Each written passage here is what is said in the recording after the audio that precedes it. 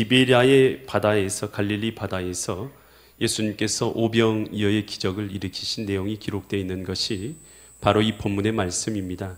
과연 이 말씀을 통해서 하나님께서 이 시간도 우리에게 무엇을 깨닫게 하시고 무엇을 말씀하시는가, 나에게 주시는 하나님의 음성이 있는 은혜의 시간 되시기를 간절히 축원드립니다. 요한복음 6장 1절과 2절 말씀 보니까요, 그 후에 예수께서 디베랴의 갈릴리 바다라고 기록되어 있지만 실제로는 호수입니다. 너무 커서 사람들이 당시에는 바다라고 이렇게 불렀습니다. 이게 담호수죠. 그러니까 짠물이 아니고 호수입니다. 근데 크기는 커요. 길이가 약 11km, 그리고 폭은 약 10km 정도, 11km 정도. 길이가 21km, 또 그리고 폭이 약 11km, 수심은 약 40m 정도 되는 큰 이 호수이죠. 6장 2절 보니까 예수님께서 이 디베랴 바다의 건너편으로 건너가시니까 2절 보니까 큰 무리가 뭐 있습니까? 따랐다. 여러분, 이 호수를 건널 때 예수님께서 건넜다라고 이렇게 간략하게 말씀해 주셨는데, 어떻게 건넌지는 여기 나와 있지 않아요. 어떻게 건넌지는 모르지만 다른 이 성경 마태복음 14장 13절에는 예수님께서 어떻게 건넜는지가 나왔어요. 보면요, 예수께서 들으시고 뭘 타고 건너셨어요? 배를 타고 건너신 것이죠. 그러니까 21km, 약 11km, 40m 정도의 깊이에 있는 이 호수 위를요, 배를 타고 예수님께서 건너가셨어요. 그럼 따라가는 무리들은 배가 있어요, 없어요? 배가 없죠. 그래서 예수님은 배를 타고 건너가고 그 빈들에 가시니까 무리가 듣고 여러 고을로부터 어떻게 갔습니까? 걸어서 따라갔어요. 여러분, 이 큰 트랙을 한번 생각해 보세요. 이 큰 트랙 21km 그리고 11km 정도 되는 이 폭을 갖고 있는 큰 트랙을 생각해 보세요. 길쭉한 이 타원형이겠죠. 이 긴 트랙을요, 배를 타고 건너가는 사람은 가로질러 걸어가겠지만 중간부터 시작해서 걸어간다 하더라도 몇 킬로 정도 걸어야 되겠어요? 여러분, 요렇게 건너가니까 보통 한 21km 이상, 30km 이렇게 건너간단 말이에요. 여러분, 한 30km 정도 걸으려면 여러분 몇 시간이나 걸릴 것 같아요? 여러분, 아침부터 시작해서요, 열심히 건너야 저녁 띄엄띄엄 할 때 정도에 도착하는 거예요. 많은 사람들이요, 예수님을 만나기 위해서 노력을 했어요. 어떻게 노력했냐? 자기 힘을 들인 거예요. 시간을 들인 거예요. 노력을 들였어요. 땀을 들였어요. 정성을 들였어요. 그래서 예수님 앞에 만나러 간 줄 믿습니다. 여러분, 이 시대에 많은 사람들이 뭘 간과하냐면 예수님을, 하나님을 만나기 위해서 쓰는 노력을 하지 않으려고 그래요. 그래서 대부분 어떻게 시간을 보내냐? 하나님을 위해서 쓰는 시간을 아깝다 생각하고, 주님 앞에 나와서 직접 예배드린 걸 아깝다 생각하고, 현장에서 드리지 아니하고 인터넷과 방송으로 예배드리려고 하고, 그 나의 편의주의로 예배드리려고 해요. 여러분, 그런데요, 하나님은요, 우리의 마음도 알고 계시고 중심도 알고 계시고 우리가 드려지는 수고도 알고 계시고 땀도 알고 계시고 정성도 알고 계신 줄 믿습니다. 우리가 드려지는, 주님 앞에 드려지는 정성을 보실 때에 하나님께서는 그 예배를 기뻐 받아주시는 줄 믿습니다. 그래서요, 주님께서는 병든 자를 고쳐주시는 것이고 천국 복음을 전파해 주시는 것이고 하나님의 신령한 은혜를 각 사람들에게 내려주신 것입니다. 이 시간도요, 똑같은 자리에 앉아있지만 주님을 향해서 간절한 마음으로 은혜를 구하는 자에게는 신령한 은혜를 내려주실 줄 믿습니다. 마태복음 5장 3절에서 이렇게 말하고 있어요. 심령이 어떤 자요? 심령이 가난한 자가 복이 있답니다. 여러분, 심령이 가난하다라는 뜻이 무슨 뜻입니까? 심령이 가난하다. 돈이 없어서 가난한 것은 무슨 뜻인지 알겠는데 마음이 가난하다는 뜻은 무슨 뜻이에요? 이것은요, 은혜를 갈망한다라는 뜻이에요. 무슨 뜻이라고요? 은혜를 갈망하는 자라는 뜻이에요. 그래서 나는 주님 없으면 안 됩니다. 나는 하나님의 은혜 없이는 못 삽니다. 예수 그리스도의 십자가의 보혈의 피를 잃어버리고는 살 수 없습니다. 주여, 내게 부스러기 은혜도 허락하여 주시옵소서. 부스럭이라도 좋습니다. 내게 은혜만 주신다면 나는 그것으로 감사합니다.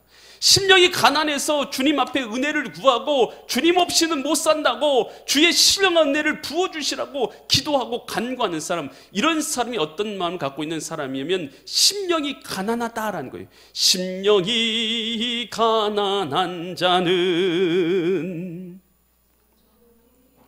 이 저희 것이요 천국이 저희 것인 줄 믿습니다.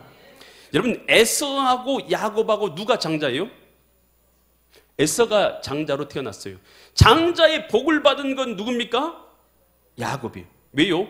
에서는 하나님의 백성 되고 또 영적인 은혜 얻는 것, 신령한 은혜 구하는 것을 하찮게 여겼어요. 하지만 야곱은요, 차자로 태어났어도 신령한 은혜를 얻는 것을요 귀하게 여긴 것이요. 장자가 되기 위해서 힘쓴 거요. 그랬더니 결국은 누가 영적 장자가 됐냐면 야곱이 영적 장자가 된 줄 믿습니다. 여러분, 엘리야가요 하늘로 부르심을 받기 전에 이런 말을 하죠. 열왕기하 2장 9절에서 엘리야가 엘리사에게 이르되 나를 내게서 데려감을 당하기 전에 내가 내게 어떻게 할지를 구하라 라고 말했어요. 그랬더니 엘리사가 이르되 당신의 성령이 하시는 역사가 몇 배 있길요? 갑절이나 내게 있게 하옵소서 하는지라. 여러분, 엘리사가요 갑절에 성령이 하시는 일을 행하게 됩니까? 안 하게 됩니까? 우리가 성경 말씀 잘 알고 있지만 엘리야가 행한 것에 갑절의 성령의 역사와 일들을 행한 자가 바로 엘리사가 됩니다. 여러분, 은혜는요 구하는 자가 받게 되는 줄 믿습니다. 찾는 자가 찾게 되는 줄 믿습니다. 문을 두드린 자에게 열리는 줄 믿습니다. 너희가 갈지라도 자녀에게 좋은 것을 선물로 줄 줄 알거든 하물며 하늘에 계신 내 아버지께서 구하는 자에게 성령을 선물로 주지 아니하시겠느냐. 은혜는 구해야지 누리게 되는 것이죠. 구하는 자에게 더 큰 은혜를 주시는 것이 하나님의 은혜이다라는 것입니다. 루벤 아처 토레이 박사, 무디와 함께 복음주의 부흥에 참여한 목사님이십니다. 바이올라 대학교 교수였고 휘틴 대학교의 명예학 박사이기도 했습니다. 그가 매일 아침마다 했던 것이 이런 것이에요. 이렇게 기도했다고 해요. 하나님, 성령 충만하게 도와주십시오. 왜냐하면 성령 충만하지 않으면 오늘 하루 나는 너무나 쉽게 흔들릴 수 있는 사람이기 때문입니다.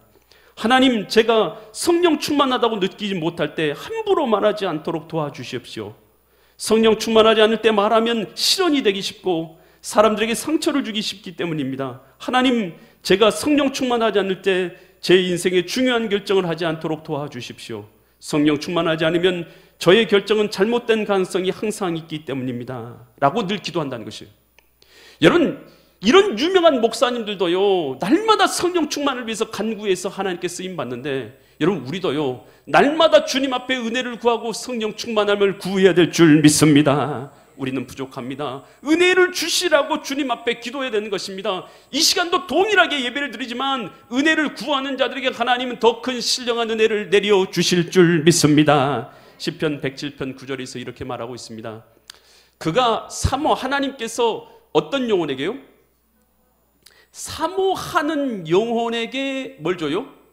만족한 걸 채워주시며 줄인 영혼, 목마른 영혼에게 좋은 것을 채워주심이로다.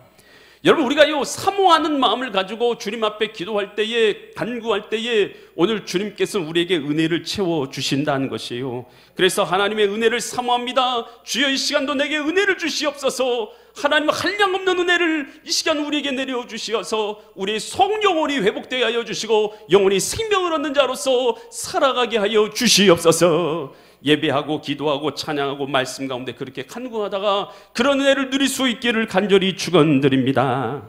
그때요 예수님께서 요한복음 6장 5절과 9절처럼 하시는데요, 보니까 예수께서 눈을 들어서 보셨어요. 그러니까 먼저 배 타고 건너가셨잖아요, 예수님은. 그래서 눈을 들어 보니까 산 꼭대기에서 보니까 사람들이 뭐에 오는 게 보여?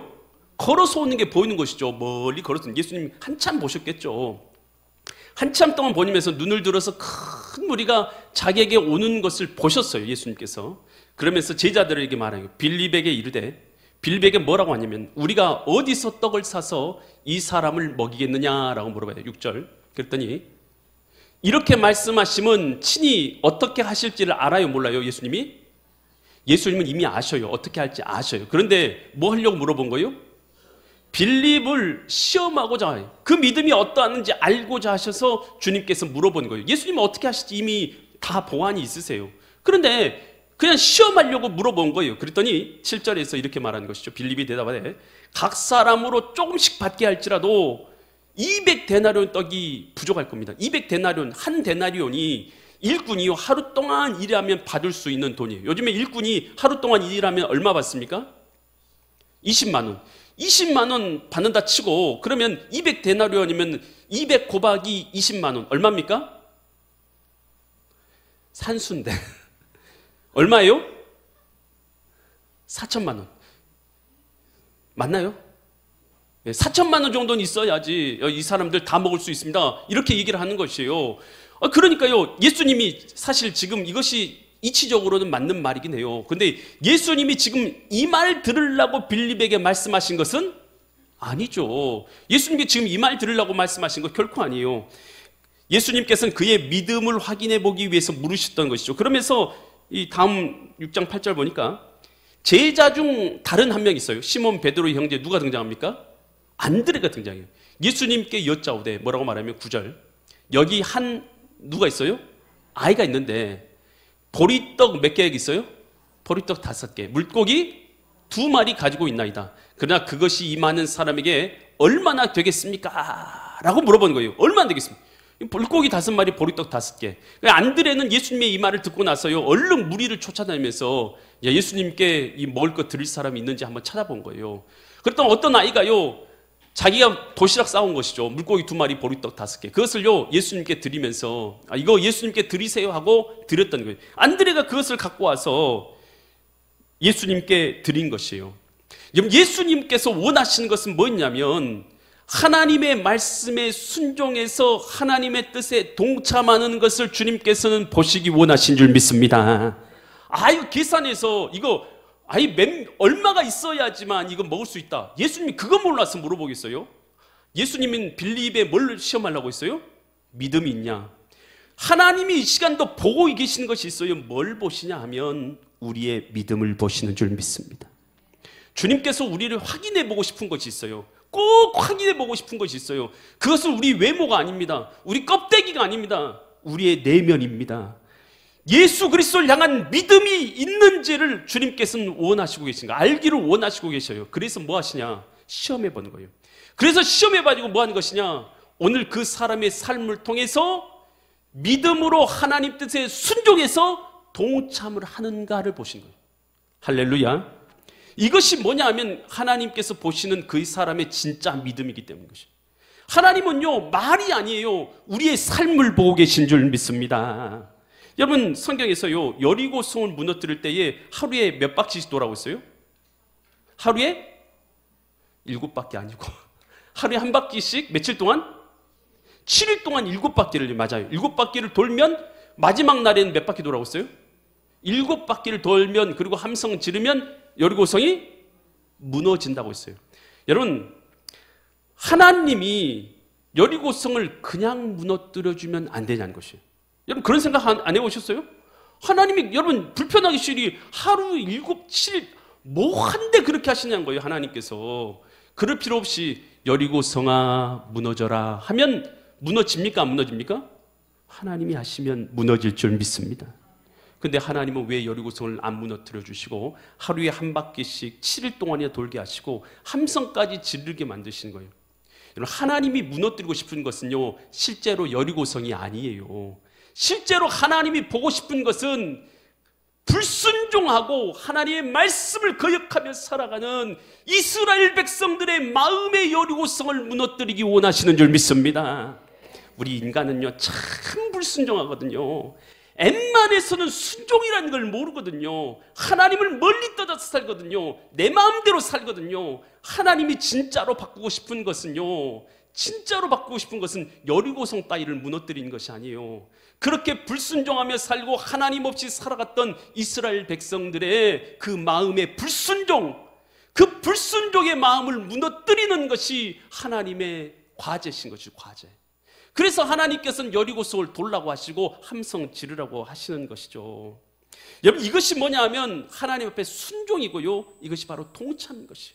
비록 부족해도 이것이 내가 돌아서 지금 이것이 무슨 역사가 일어날까, 이것도 우리 생각인 것이고요, 하나님은 지금 우리가 순종해서 여리고성을 도는 것을 하나님은 기뻐 받으신다는 것입니다. 이것이 바로 동참인 것이고 순종인 것이고, 이것이 하나님께서 원하시는 믿음인 줄 믿습니다. 주의 말씀대로 살아가는 것, 이것을 바로 주님께서 원하시는 것이죠. 이 미국 필라델피아의 존이라는 13세 소년, 13세면 여러분 초등학생인가요? 아니면 중학생인가요? 중학교 1학년이 요즘에 13세예요. 중학교 1학년이 13세예요. 이 13세 소년은요, 집이 너무 가난한 거예요. 그래서 학교를 못 다녀요. 학교를 못 다니고 대신에 어디로 출근을 했냐면 벽돌 공장으로 출근합니다. 그래서 가족을 대신해서요, 벽돌 공장에 나가가지고 하루하루 일을 해요. 그곳에서 받은 돈, 적은 돈을 가지고 그 돈을 자기가 쓰는 것이 아니라 가난하기 짝이 없는 자기 부모님에게 갖다 드려서 생활비를 쓰게 만드는, 13살짜리인데 그렇게 살아가는데요, 그가 다니는 교회가 있어요. 근데 시골 교회예요. 아주 부족하기 짝이 없는 허물어지는 그런 교회를 다니고 있어요. 근데 그 출입구가요, 흙으로 돼 있어요. 그래서 비만 오면은 그 교회 가는 길이 전부 다 진흙투성이가 되는 거예요. 그래서 비 온 날에는 사람들이 교회 가기가 너무 힘든 것이에요. 질퍽질퍽해서 도저히 갈 수 없어요. 이 모습을요, 이 존이라는 소년이 보고요, 자기가 벽돌 공장을 다니잖아요. 그래서 벽돌 공장 사장님한테 말씀드린 거예요. 사장님, 제가 받는 것에서 일부분을 빼서 벽돌 한 장씩만 주세요. 그러면 제가 그것을 대신해서 임금 대신에 그 부분을 가져가겠습니다 라고 말씀드려요. 사장님이 그래 그렇게 해라 해가지고 흔쾌히 허락해 주신 거예요. 그래서 그때부터 하루에 한 장씩 벽돌을 갖다가 그 진흙탕 길에다 이 존이라는 아이가, 13살짜리 아이가 깔기 시작하는 거예요. 한 장씩. 교회에요, 여러 어른들도 있지만 여러분들은요, 그런 거에 전혀 신경 쓰지 않았던 거예요. 진흙탕 길이 됐던, 교회가 허물어지던, 교회가 좀 어렵던, 전혀 그런 거 신경 쓰지 않고 있는데, 이 존이라는 아이가요, 한 장씩 하루에 한 장씩 벽돌을 깔기 시작하니까 어느 날 10일이 지나고 한 달이 지나고 두 달이 지나고 석 달이 지나고 넉 달이 지나고 5달이 지나기 시작하니까 그 길이 보이기 시작하는 거예요. 그리고 1년이 되니까 그 길이요, 어떻게 생겼는지 사람들이 보면서 편하게 그 길을 걸어가기 시작하는 거예요. 그런데 하루를 보니까 존이라는 13살짜리 그 아이가 벽돌을 한 장씩 가져다 놓는 사실을 성도들이 한 명씩 깨닫게 된 것이요. 그 모습을 보니까요, 그 마음에 부끄러운 마음이 그 마음 가운데 일어나게 되는 것이요. 나는 지금 뭐 하고 있는가?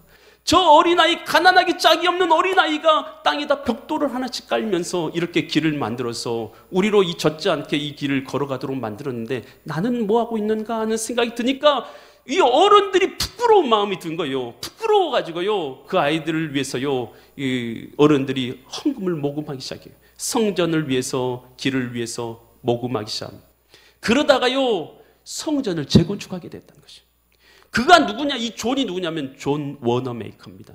이 존 워너메이커는요, 그렇게 믿음으로 살다가 하나님께서 나중에 그에게 복과 은혜를 내려주셔서 미국의 가장 많은 백화점을 세운, 그래서 백화점 왕이라는 그런 이 별명을 얻게 된 사람이 바로 이 존 워너메이커입니다.